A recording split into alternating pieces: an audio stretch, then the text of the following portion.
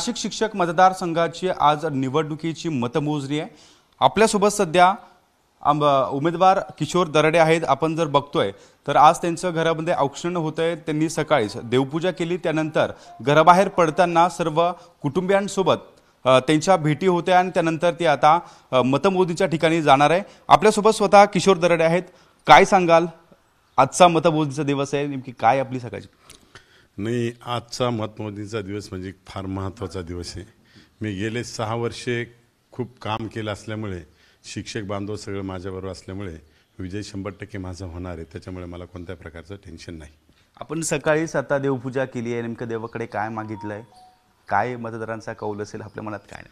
नाही, देवाकडे तर 100% मागितलंच आहे, पण देवालाही मान्य आहे की मी सातत्याने 6 वर्षे लोकांची सेवा केली, लोकांची कामं केलेली, प्रत्येक शाळेवर जाऊन प्रत्येक शिक्षकांच्या अडीअडचणी समजून घेतलेल्या आहे। नवीन कल्पना ह्या मतदारसंघामध्ये मी सातत्याने शिक्षक दरबारी कल्पना आणलेली आहे। अनुकंपाचे ऑर्डर असतील, शालार्थ आयडी असतील, फरक बिल असतील, मेडिकल बिल असतील, असंख्य कामं ह्या शिक्षक बांधवांची मी केलेले।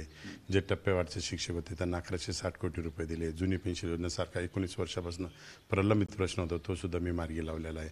आश्रमशाळेचा प्रश्न असेल, ITIचा प्रश्न असेल, असंख्य कामं मी केल्यामुळे सर्व शिक्षक आणि संघटना माझ्याबरोबर असल्यामुळे माझा विजय निश्चित आहे असं मला वाटतं। राज्याचे मुख्यमंत्री शिंदेसाहेब यांनी शिक्षकांना फार प्रेम केलेले। 1160 कोटी रुपये मार्चमध्ये दिल्यानंतर आज आमचे विनादानी शिक्षक आज प्रत्येकाला काही ना काही पगार मिळाली, ते आनंदित आहे। आणि महत्त्वाचा प्रश्न जुनी पेन्शन योजना लागू करू हा शुद्ध शब्द राज्याच्या मुख्यमंत्र्यांनी दिलेले, त्यांच्यावरही सगळे शिक्षक बांधव आमचे खूप खुश आहे। त्याच्यामुळे आजचा निकाल हा माझ्याच बाजूने असणार आहे। भाऊ, अनेक विषयांनी ही निवडणूक चर्चा झाली, प्रतिष्ठेची देखील करण्यात आली आपल्याकडनं। अनेक आरोप आपल्यावर झाले, निवडणुकीच्या काळामध्ये अनेक गोष्टी आल्या समोर आल्या। कसं बघता त्याकडे? आणि आज मतमोजणीचा दिवस आहे। मुळात विरोधाकडे कोणताच मुद्दा नाही, म्हणजे अजिंठा काहीच नाही। त्याच्यामुळे त्यांना टीका करण्याशिवाय दुसरं काहीच काम नाही।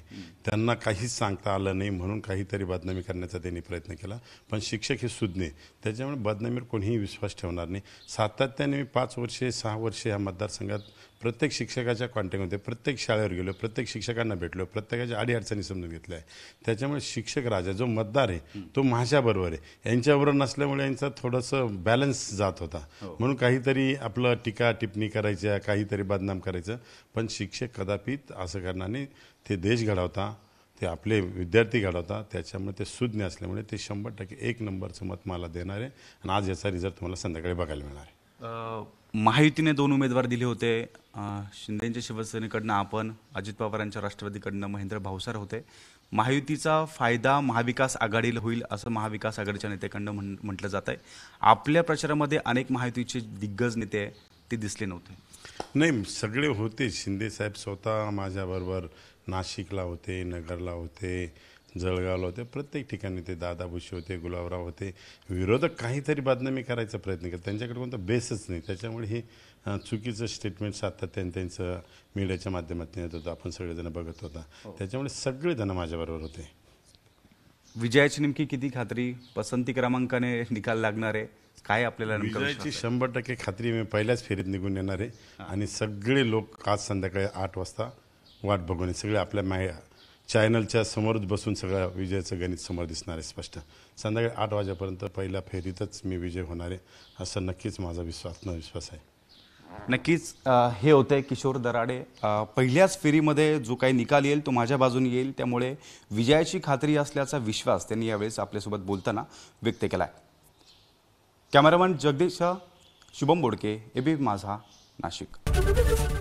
ABP माझा, उघडा डोळे बघा नीट।